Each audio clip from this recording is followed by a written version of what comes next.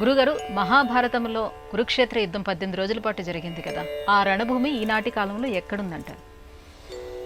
అనేకం మనకు చరిత్రకు సంబంధించిన ఆధారాలు ద్వారక గుజరాత్లో కానీ, హస్తినాపురం మనకు ఈనాడు ఢిల్లీ ఉత్తరం వైపు దక్షిణం వైపు అనే దిగ్భాగాలలో యమునా నదికి చొరక వైపున అని కానీ, ఆనాటి ఆ మహాభారత రామాయణంలో కూడా ఉండేటటువంటి ప్రాంతాలు ఈనాడు ఎక్కడా అని పలువురు అన్వేషణ చేస్తున్నారు.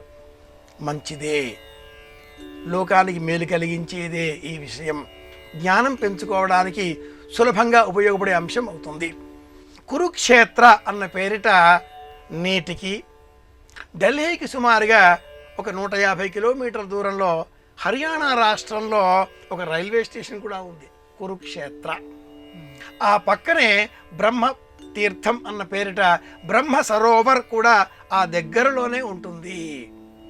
ఆ క్షేత్రంలో ఇప్పటికీ ఏదో ఒక తెలియని నిశ్శబ్దం, తెలియని లక్షలాది మంది వీరులు ఇక్కడ అసువులు కోల్పోయారా, మహాయుద్ధం జరిగిందా అనేటట్లుగా ఉండేటటువంటి నిశ్శబ్ద వాతావరణం కురుక్షేత్రంలో అలుముకొని ఉంటుంది అంటారు స్థానికులు. అయోధ్య కావచ్చు, మధుర కావచ్చు, కాశీక్షేత్రం కావచ్చు, ద్వారక కావచ్చు, కన్యాకుమారి కావచ్చు, శుచీంద్రం కావచ్చు, శంభల గ్రామం కావచ్చు, దేశంలో ఏ ప్రాంతమైనా ఏ క్షేత్రానికి వెళ్ళినా ఎక్కడ చూచినా చారిత్రక ఆనవాళ్ళు పెక్కు కనిపిస్తాయి.